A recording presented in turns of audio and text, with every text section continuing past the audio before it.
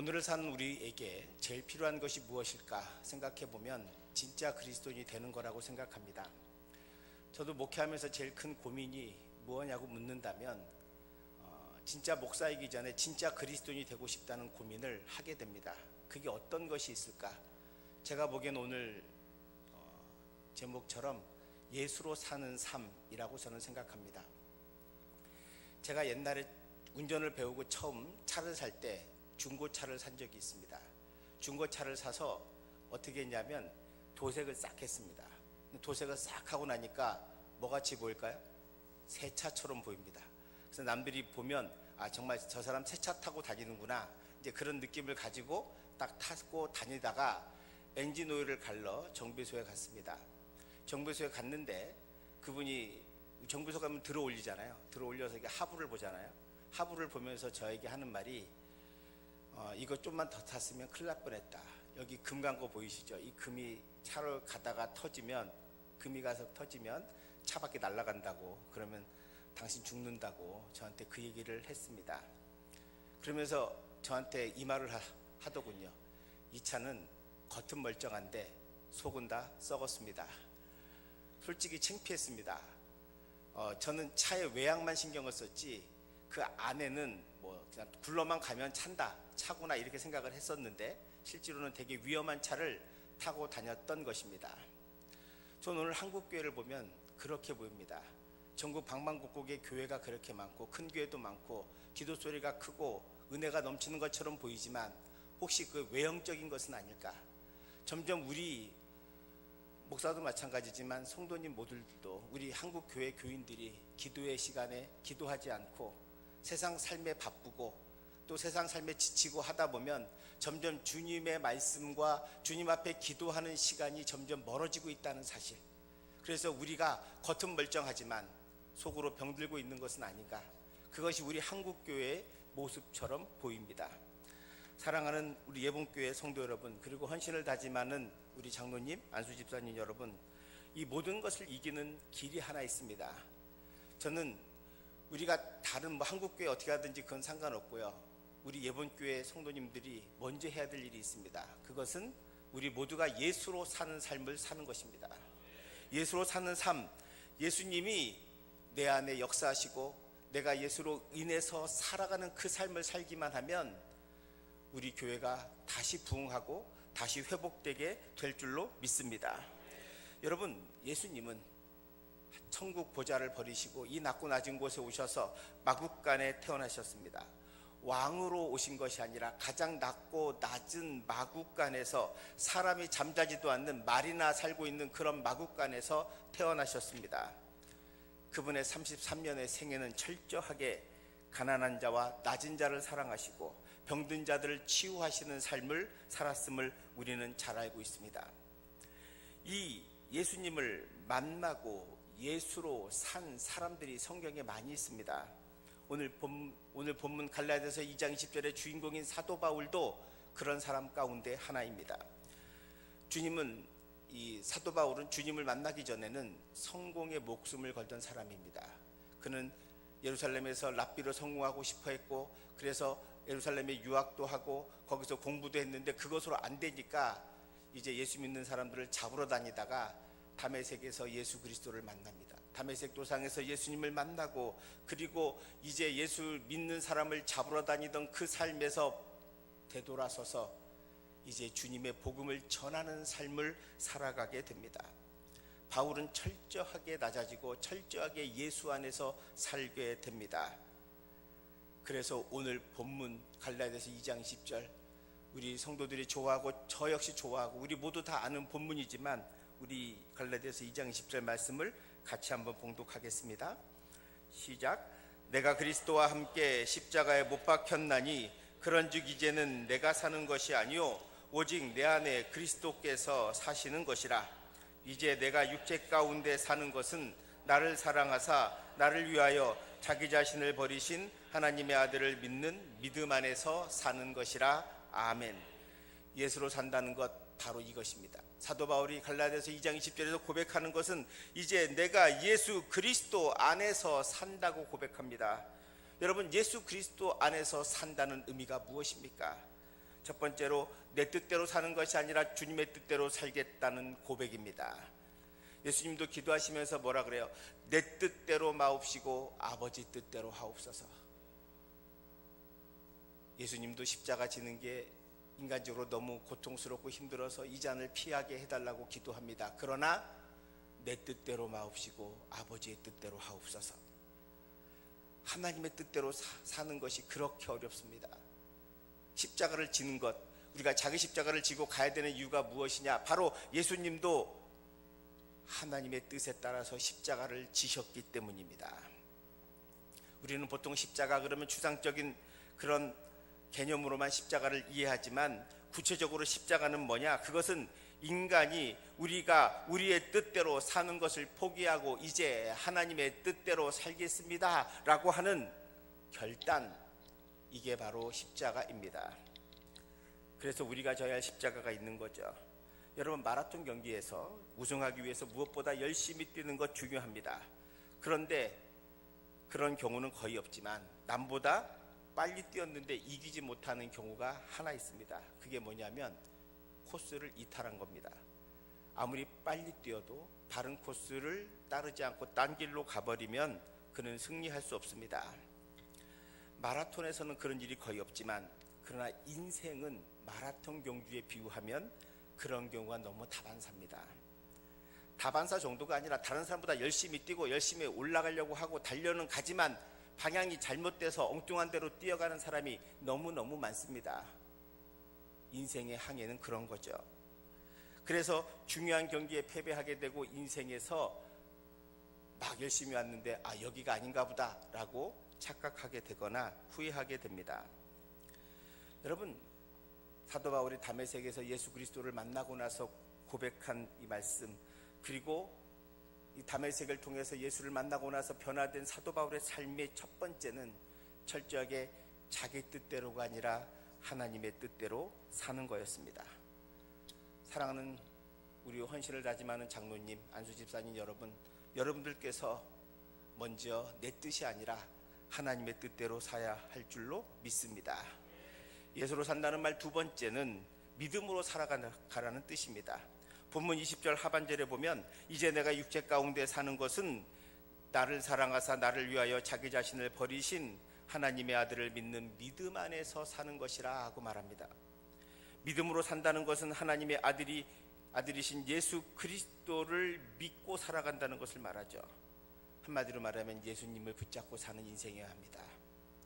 여러분, 그 죽 이야기라고 하는 죽 전문점에 그 창업해서 했던 분이 이명서 집사님이라고 있습니다. 이분이 가난한 산골 소년으로 태어나서 12살 때 군고구마 장사부터 떡 장사, 꽃 장사, 과일 장사, 신문 배달 안 해본 것이 없는 사람입니다. 고생을 많이 했는데 그분이 그런 고생 가운데 성공할 수 있었던 가장 큰 비결을 고백한 적이 있습니다. 그는 이렇게 말합니다. 우리 어머니 때문이라는 거예요. 가난하고 어려울 때 그 강원도 산골짜기에서 어느 날 밥을 먹고 있는데 어머니가 아들에게 이렇게 묻더래요. 이게 젓가락이라고 합시다. 젓가락을 주면서 이 젓가락을 한번 상 위에다 세워보라고 합니다. 여러분, 젓가락이 세워집니까? 세워져요? 세울 수 있으면 제가 10,000원 드리겠습니다. 이거 안 세워집니다. 이거 세울 수 있는 사람 없습니다. 근데 어머니가 세워보라는 거, 밥 먹다 말고. 그러니까 이 아들이 어머니 왜 그러세요? 장난하십니까? 이거 어떻게 세웁니까? 그랬더니 내가 보여줄게. 어머니가 하면서 자, 이렇게 세웁니다. 에이, 그게 뭐 세우는 거야? 그랬더니 어머니가 이렇게 말하더래요. 아들아, 이거를 기억해라. 젓가락은 혼자 설 수 없다. 그러나 하나님이 붙잡으시면 너는 설 수 있다. 나는 아무것도 아니지만, 우린 젓가락 같은 인생이라 세울 수 없지만, 그러나 하나님께 붙들리면 너는 설 수 있다. 하나님께서 너를 잡아주시면 너는 설 수 있다. 이것을 믿고 살아라. 그것이 그의 삶의 큰 평생의 교훈이었다는 거예요. 여러분, 우리는 혼자가 아닙니다. 우리는 예수님께 붙들린 사람이고 하나님의 자녀입니다. 저나 여러분, 우리 모두가 우리 인생을 내 스스로가 사는 것이 아니라 오직 예수 그리스도의 은혜 아래 산다는 것, 주님께서 여러분을 붙잡고 있다는 것을 잊지 마시기를 축원드립니다. 그래서 우리는 주님께 붙들린 인생을 사는 거예요. 그리스도는 무엇이냐? 주님께 붙들린 인생입니다. 우리는 혼자 설 수 없는 존재지만 그러나 하나님께서 우리를 붙들어 주시기 때문에 우리는 두려워하지 않고 담대할 수 있는 거예요. 사도 바울이 그런 고난과 어려움 속에서도 그렇게 열심히 미친 듯이 복음 전하고 감옥에서도 찬송하고 풍랑 속에서도 기도하고 찬송할 수 있었던 가장 강력한 힘은 뭐냐? 나를 붙드시는 이가 하나님이시기 때문이에요. 여러분, 이게 예수 안에 사는 삶입니다. 하나님께서 여러분을 붙들고 있습니다. 이거를 믿으셔야 돼요. 이걸 못 믿으면 우리의 믿음도 헛겁니다. 우리는 우리 힘으로 살아가려고 하면 세상에서는 실패할 수밖에 없고 우린 세상에 아무것도 아닙니다. 우리가 내일 일을 어찌합니까? 우리가 내일 어떻게 될지 우리는 아무도 모릅니다. 오늘 현재를 살 뿐입니다. 그러나 하나님께서 우리를 붙잡아 주시면 우리는 언제든지 담대하게 세워질 수 있음을 믿으시기를 축원드립니다. 그래서 우리가 주님 안에서 산다는 것은 두 번째로 믿음으로 살아가는 것, 주님께 붙들린 인생을 사는 것이다 라고 하는 것이고요. 세 번째, 예수님 안에서 산다는 의미는 사랑하며 헌신하며 살아가는 것입니다. 우리의 모범이신 예수 그리스도 이 땅에 오셔서 십자가에 달려 죽기까지 헌신하셨고 우리를 사랑해 주셨습니다. 빌립보서 2장 6절에서 8절의 말씀에 그는 근본 하나님의 본체시나 하나님과 동등됨을 취할 것으로 여기지 아니하시고 오히려 자기를 비워 종의 형체를 가지사 사람들과 같이 되셨고 사람의 모양으로 나타나사 자기를 낮추시고 죽기까지 복종하셨으니 곧 십자가에서 죽으심이라. 여러분, 주님께서 제가 아까 말씀대로 마국간에 태어나셨습니다. 왜 하필 마국간일까요? 여러분, 왜 하필 마국간일까? 하나님의 생각은 우리와 달라서 사람이 잠자는 것도 아닌 짐승이 잠자는 가장 천하고 낮은 곳에 태어나셨습니다. 그리고 우리에게 예수 그리스도는 마국간에서 태어나셨다고 가르쳐 주셨습니다. 그 이유가 무엇입니까? 우리 보고 가라는 것입니다. 여러분, 진정한 헌신은 우리가 마국간에 가는 것입니다. 우리가 진정으로 헌신하는 것은 우리 교회에서, 이 예번교회에서 진정한 헌신자는 어떤 사람이냐? 가장 낮은 마국간으로 내려가는 사람, 바로 그 사람이 축복의 사람이요 주님의 은혜로 사는 사람입니다. 교회 안에서 높아지려고 하면 안 됩니다. 이유는 간단합니다. 주님은 끊임없이 낮아지셨거든요. 주님은 세리와 창녀의 친구였습니다. 그 당시에 세리와 창녀를 누가 좋아합니까? 누가 세리하고 밥을 먹습니까? 누가 창녀와 대화를 합니까? 그런데 주님은 그들의 친구였습니다. 왜요? 가장 낮은 곳에 주님이 임하셨기 때문입니다. 그런데 한국교회는 점점 높아지려고 합니다. 여러분, 중세 교황제도가 타락한 근본적인 원인은 교황이 부패하고 높아졌기 때문입니다. 예수님은 가장 천한 마국간에 태어났는데 교황은 금빛 모자와 금관 의자에 앉아서 로마에서 호령하고 있었기 때문에 중세 교회가 타락하고 부패하게 됩니다. 이번 교회가 사는 길은 뭐냐? 장로님, 안수집사님들이 마국간으로 내려가는 것입니다. 가장 낮은 곳에서 헌신할 때 왜 거기가 은혜의 자리냐? 바로 그 가장 낮고 낮은 곳에서 예수 그리스도의 은혜와 사랑이 흐르기 때문입니다. 높은 데는 주님의 사랑이 흐르지 않습니다. 언제든지 주님의 은혜는 낮은 곳에 임하고 낮은 곳에서 성령의 역사는 함께 합니다. 오늘 특별히 헌신을 다짐하는 우리 장로님 그리고 안수집사님 여러분에게 제가 간절히 부탁드리고 싶은 것은 여러분들이 가장 낮은 자리에 내려가시기를 축원드립니다. 예본교회 우리 장로님 안수집사님들이 가장 낮은 곳에 내려갈 때 우리 예본교회는 하나님 은혜 가운데 진정한 부흥과 역사가 있게 될 줄로 믿습니다. 여러분, 노블리스 오블리주라고 하는 말이 있습니다.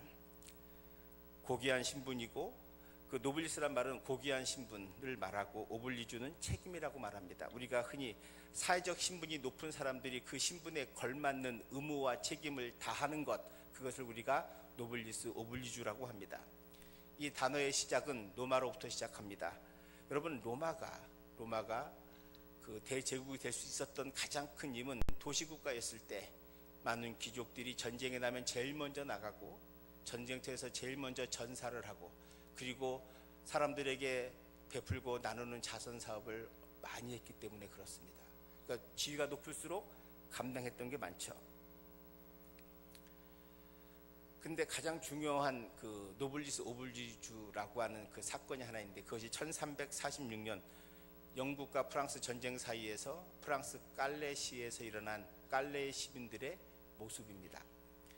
그 영국의 에드워드 3세가 프랑스로 3만 명의 병사를 데리고 쳐들어왔습니다. 그 중에 해안가에 있던, 영국과 제일 가까이 있던 칼레라고 하는 도시에 그 이제 성을 수비하고 있던 사람들이 한 8,000명 정도 됐습니다. 전쟁을 했는데 에드워드 3세가 3만 명의 대군을 끌고 전쟁을 하니까 8,000명도 안 되는 사람들이 막다가 지쳐서 나중에 항복하게 됩니다. 항복하려고 대표를 보내서 우리가 항복하겠다, 우리를 살려달라 이렇게 말하니까 에드워드 3세가 끝까지 저항한 너희들 용서해 주겠는데 6명만 자원해서 스스로 삭발을 하고 그리고 목에 밧줄을 맨 채 와라. 그러면 그 6명을 죽이고 너희 성을 살려주겠다 이렇게 말합니다. 근데 돌아온 대표들이 말하죠. 누가 과연 6명에 가서 죽을 것인가? 누가 가겠냐고 하니까 아무도 말하지 않습니다. 가만히 있는데 그 중에 가장 그 도시에서 부자였던 피에르라고 하는 사람이 스스로 죽겠다고 나섭니다. 그러자 깔레시의 고위 관리인 시장이 장데르가 자기도 나서서 내가 가겠다고 말합니다. 그러자 지체 높은 귀족들이 서로 내가 가겠다 그래서 7명이 나옵니다. 원래 6명을 불렀는데 7명이 나와서, 그래서 그날 밤에 이 가장 부유한 상인인 피에르가 자살을 합니다. 왜냐하면 자기가 있으면 한 사람이 안 가게 될까봐 자기가 그냥 자살을 하고 6명이 그 다음날 머리를 깎고 밧줄을 목에 메고 걸어갑니다. 죽음을 자처한 6명이 오는 모습을 에드워드 3세가 보고 놀랍니다. 왜냐하면 귀족과 그 당시 가장 부유한 상인이었는데 이들이 모두 삐쩍 말랐기 때문이죠. 몇 개월 동안 전쟁하면서 먹지도 못하고 그래서 다 말랐습니다. 그들은 죽을 운명이었습니다. 이 6명을 죽이고 나머지 도시의 모든 사람을 용서해 주기로 했기 때문이죠. 죽이려고 했는데 그때 임신하고 있던 그 왕비가 죽이지 말라고, 혹시 우리 태아에게 잘못된 해가 갈 수 있으니까 죽이지 말라고 사정해서 죽이지 않게 됩니다.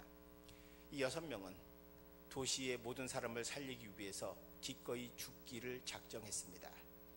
이것이 노블리스 오블리주입니다.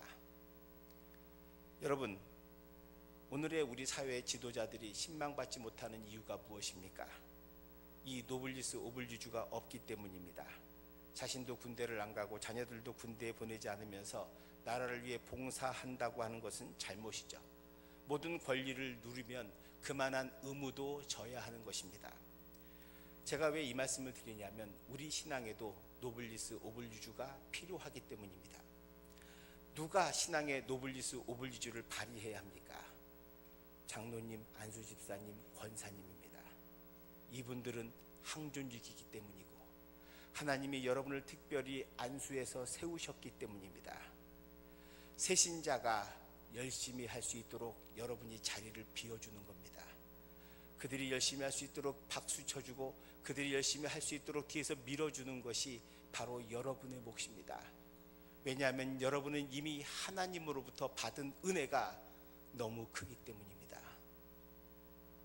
여러분, 우리를 장로로, 안수집사로, 권사로 불러주신 그 하나님의 놀라운 은혜를 세상의 많은 사람 가운데 구원해 주셔서 하나님의 자녀로 만들어 주시고 거기다 직분까지 세워 주셔서 귀한 직분으로 하나님의 나라를 위해 일할 수 있도록 은혜 주신 것을 우리가 진심으로 감사하고 기뻐한다면 그 기쁨을 가지고 여러분이 이 예본교회를 섬기는 자리에 가야 합니다.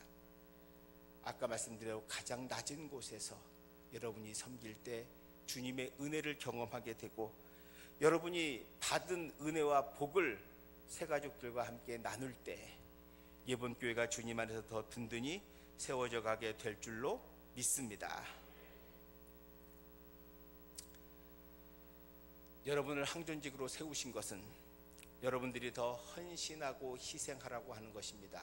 왜? 여러분들이 더 큰 은혜를 받았기 때문입니다. 여러분, 헌신과 봉사는 은혜 받은 사람이 하는 겁니다. 우린 세상에서 열심히 일하죠. 여러분 왜 일합니까? 돈 주니까 일합니다. 그죠? 돈 받고 일하잖아요. 열심히. 세상에 돈 안 받고 일하는 사람은 어디 있습니까? 다 돈 받고 일합니다. 교회에서 일은 누가 합니까? 여러분 공짜로 하는 거 아닙니다. 여러분은 은혜 받았기 때문에 하는 거예요. 돈보다 더 귀한 은혜를 받은 사람이 내가 받은 은혜에 너무 감사해서 하는 것이 봉사요 헌신입니다. 누가 제일 많이 받았습니까? 항존직이 제일 많이 받았습니다. 항존직이 은혜 받았고 은혜 받은 그 은혜에 감사하면서 그래서 새신자와 함께 하나님의 나라를 이루어가는 모습, 바로 그것이 하나님이 진정 기뻐하는 모습이 될 줄로 믿습니다. 여러분, 그리스도인을 크게 나누면 두 부류로 나눌 수 있어요. 한 부류는 축복의 종착점으로 사는 사람이 있습니다. 이 사람은 어떤 사람이냐면 자신이 복받고 자신이 예수 믿어서 자신에게 오는 복을 자기에서 그치는 사람입니다. 종착점인 거죠. 근데 어떤 사람은 축복의 통로가 되는 사람이 있습니다. 이분은 자기가 받은 은혜를 다른 사람에게 나누고 베풀고 흘러보내줍니다. 그래서 더 많은 은혜와 더 많은 축복을 받게 되는 거죠. 우리가 잘 아는 대로 이스라엘에는 사해와 갈릴리 호수가 있습니다. 둘 다 호수죠. 사해는 말 그대로 죽음의 바다입니다. 아무것도 살지 않습니다. 왜 그럴까요? 받기만 하기 때문입니다. 사해는 해발 제일 400m 밑에 있어서 더 내려갈 데가 없어요. 가장 낮은 곳에서 받기만 합니다. 갈릴리 호수는 많은 고기가 살고 풍요로운 바다가 됩니다. 왜요? 받는 만큼 내려보내기 때문이죠. 그게 요단강이거든요. 사랑하는 성도 여러분, 거기에 상징하는 바가 무엇입니까? 여러분은 내가 축복의 통로인지 아니면 축복의 종착점인지를 보십시오. 우리 장로님, 안수 집사님들, 오늘 헌신을 다짐하는 여러분들이 정말 주님 안에서 축복의 통로가 되기를 축원드립니다. 여러분이 받은 은혜를 흘려보낼 때, 그리고 저 새가족들에게 흘려보낼 때, 그리고 성도들에게 흘려보낼 때 그 은혜는 더 크고 더 풍성한 하나님의 은혜와 축복을 여러분이 경험하게 될 줄로 믿습니다. 사랑하는 예본교회 성도 여러분, 그리고 헌신을 다짐하는 우리 장로님, 안수 집사님 여러분, 예수로 사는 그리스도인이 되시기를 축원드립니다. 예수로 살았던 사도 바울의 오늘의 이 갈라디아서 2장 20절의 고백이 우리 모두의 고백이 되기를 기도합니다. 우리는 흔히 한국교회가 어렵다고 말합니다. 어려워질 거라고 말합니다. 저도 잘합니다. 그러나 우리가 한탄하고 한숨 쉬고 있을 때가 아닙니다. 무엇 해야 됩니까? 다른 건 몰라도 예본교회가 살아나면 됩니다. 내가 예수로 죽으면 됩니다. 예수 안에서 내가 죽고 내 안에 예수 그리스도께서 살아나면 우리 교회가 살 줄로 믿습니다. 그런 성도들이 더 많아지고 한국교회 다시 한번 부흥의 역사가 일어나게 될 줄로 믿습니다. 여러분, 겨울이 가면 봄은 옵니다. 밤이 깊으면 깊을수록 새벽은 다가옵니다. 우리는 물론 이제 흉년의 때를 맞이할 수도 있습니다. 그러나 계속 흉년만 되지 않습니다. 이제 풍년의 때가 반드시 옵니다. 여러분, 터널은 끝이 있기 때문에 터널입니다. 우리 인생을 살면서 아무리 컴컴한 굴로만 계속 다닐 수는 없습니다. 이 굴 끝에는 빛이 있습니다. 그게 우리의 소망입니다. 여러분, 예본교회 성도 여러분, 헌신을 다짐하는 장로님, 안수지사님 여러분, 우리 어깨에 한국교회의 미래가 있습니다. 하나님 나라의 영광이 우리에게 있습니다. 이제 다른 거 상관없습니다. 부정적인 생각 가질 필요도 없습니다. 여러분, 이 예본교회를 부흥시키십시오. 예본교회에서 여러분이 헌신하십시오. 내가 예수로 살면 됩니다. 뭐 누가 어쩌고 부정적인 언어를 들을 필요도 없습니다. 우리는 그런 거 의미 없습니다. 오직 내가 하나님만 바라보고 예수 안에서 새롭게 거듭날 때, 예수 안에서 살아갈 때 예본교회가 하나님 은혜 가운데 부흥하게 될 줄로 믿습니다. 우리 조한건 목사님은 훌륭하신 분이고 기도 많이 하시는 분이고 정말 이 교회를 개척해서 30년 동안 여기까지 오느라고 얼마나 무릎이 낙타 무릎처럼 됐을 줄 압니다. 여러분, 목회가 쉬워 보여도 저도 목회 해보니까 어렵더라고요. 정말 마음대로 안 되더라고요. 제가 깨닫는 게 요즘 있습니다. 뭐냐? 내 뜻대로 마옵시고 아버지 뜻대로 하옵소서. 우리는 하나입니다. 주님께 붙잡힌 인생. 여러분, 우리 모두 주님께 붙잡힌 인생이 되어서 나아가면 우리가 예수로 살고, 여러분, 우리 한 사람 한 사람이 예수 그리스도인으로 진정한 그리스도인의 삶을 살아갈 때 예봉교회뿐만 아니라 하나님의 나라가 확장되고 하나님의 영광이 이 땅에 임하게 될 줄 믿습니다. 그런 헌신과 그런 눈물과 그런 기도가 예봉교회에 풍성해져서 예봉교회가 이 지역을 살리는 하나님이 기뻐하시는 참된 교회, 초대교회 같은 놀라운 성령의 역사가 있는 교회가 되시기를, 그리고 오늘 헌신을 다짐하는 안수집사님, 장로님들 마음 가운데 오늘 이 말씀이 살아 역사하여 주셔서 가장 낮은 곳에 내려가 주의 이름으로 헌신하고 봉사하는 신앙의 노블리스 오블리주를 갖춘 아름다운 그리스도인이 되시기를 주님의 이름으로 축원드립니다.